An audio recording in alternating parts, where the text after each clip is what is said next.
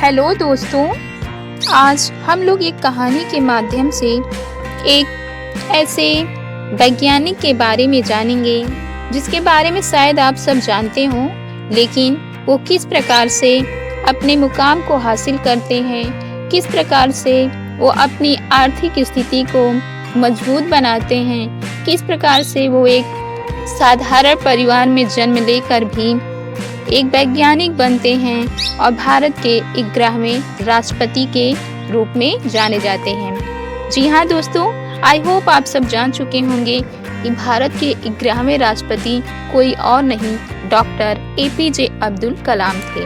आज हम लोग कहानी के माध्यम से उनके वैज्ञानिक शोधों और किस प्रकार से अंतरिक्ष में काम उन्होंने किया, किस प्रकार से वो भारत के राष्ट्रपति बने, ये सब जानकारी लेते हैं।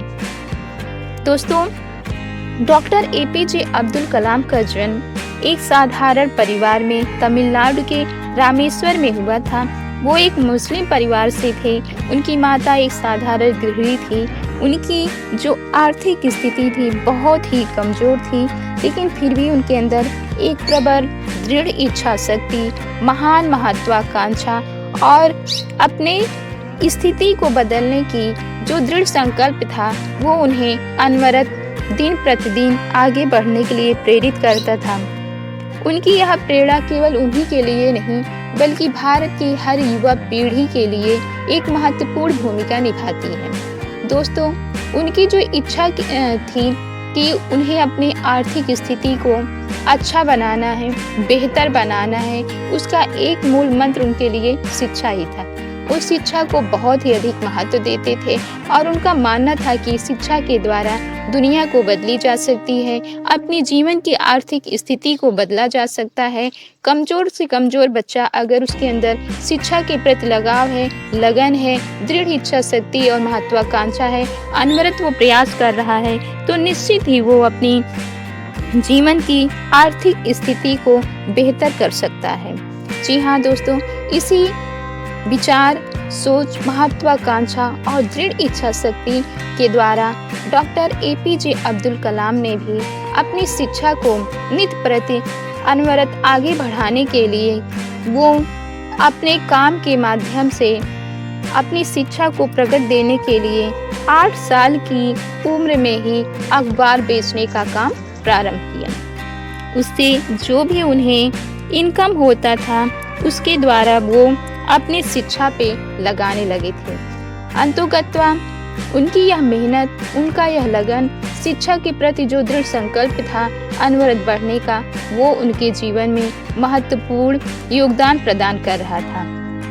उन्होंने अपनी शिक्षा जो है भौतिकी से प्रारंभ की, इंजीनियरिंग में, और एक टाइम ऐसा आया कि वो अपनी शिक्षा के माध्यम से भारत के एक बहुत बड़े वैज्ञानिक के रूप में सबके सामने उभर के आते हैं। उन्होंने पृथ्वी, ब्रह्मोस जैसी अनेक मिसाइलों का विकास किया और उसका सफल परीक्षण भी किया, जो केवल उनके लिए ही नहीं बल्कि भारत देश के लिए उन्होंने महत्वपूर्ण योगदान दिया है।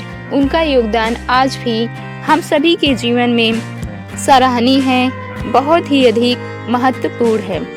दोस्तों, डॉक्टर एपीजे अब्दुल कलाम ने सदा ही अपने जीवन में सादगी को महत्व दिया है और उन्होंने अपनी लाइब्रेरी में किताबों को ज्ञान के रूप में रखा है।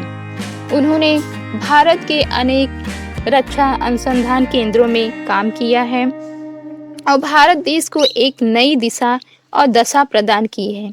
यह केवल भारत देश के लिए नहीं, बल्कि भारत देश में निवास करने वाले जितने भी हमारे युवा पीढ़ी हैं, उन सब के लिए यह एक प्रेरणा का केंद्र बिंदु है, स्रोत हैं। हर युवा को डॉक्टर एपीजे अब्दुल कलाम से यह अपने जीवन में उतारने का प्रयास करना चाहिए, क्योंकि जहाँ पे दृढ़ इच्छा शक्ति, शिक्षा के प्रति निरंतर प्रयास और महत्वाकांक्षा रहता है, वहाँ हर चीज असंभव भी संभव हो जाता है। दोस्तों, वैसे तो डॉक्टर एपीजे अब्दुल कलाम के बारे में बहुत सारी बातें हैं, कहानी के माध्यम से उसे बताया जाए तो घंटों लग सकते हैं, लेकिन इतना ही बस कहूँगी इस कहानी के माध्यम से कि डॉक्टर एपीजे अब्दुल कलाम ने कभी भी अपनी सफलता के बीच में अपनी आर्थिक कमजोरी को आड़े नहीं आने दिए थे।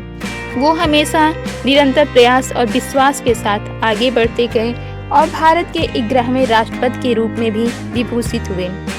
भले ही आज वो हम लोगों के बीच में ना हो, फिर भी उनका यह योगदान उन्हें हम लोगों के बीच जीवंत प्राण के रूप में हमारे बीच में पूर्णतया उन्हें उपस्थित करता है। आई होप दोस्तों आप सभी को वीडियो पसंद आए।